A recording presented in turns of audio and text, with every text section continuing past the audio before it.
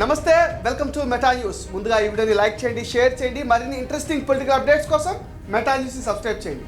ఇక మ్యాటర్లోకి వచ్చేస్తే, షర్మిల కాంగ్రెస్ ట్రాప్లో పడిపోయారా, లేక అన్న మీద కోపంతో షర్మిలే కావాలని కాంగ్రెస్కు దగ్గరవుతుందో కానీ ఆమె పొలిటికల్ కెరియర్ అనేక మలుపులు తిరుగుతుంది.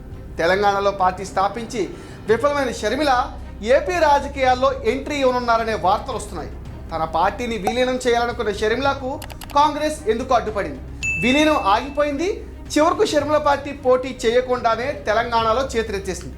చేసేదేమీ లేక కాంగ్రెస్కు మద్దతు ప్రకటించి 2 ప్రెస్ మీట్లు పెట్టి సైలెంట్ అయిపోయారు. ఏపీ ఎన్నికలు సమీపిస్తున్న వేళ షర్మిల మళ్ళీ హాట్ టాపిక్గా మారారు. షర్మిలకు ఏపీ కాంగ్రెస్ బాధ్యతలు అప్పగిస్తున్నారనే వార్తలు కూడా జోరుగా వినిపిస్తున్నాయి.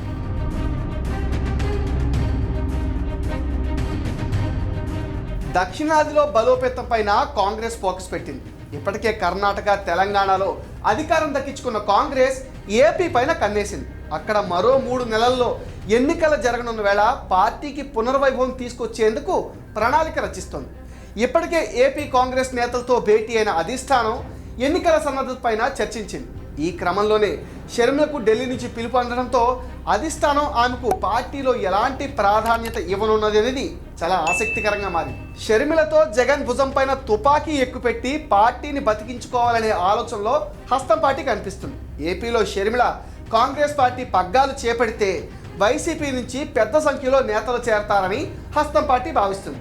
అయితే అన్నకు ఎదురెళ్లేందుకు షర్మిల సిద్ధంగా ఉన్నారా, ఆమె ఏపీ రాజకీయాల్లో అడుగు పెడతారా అనేది క్లారిటీ రావాల్సి ఉంది.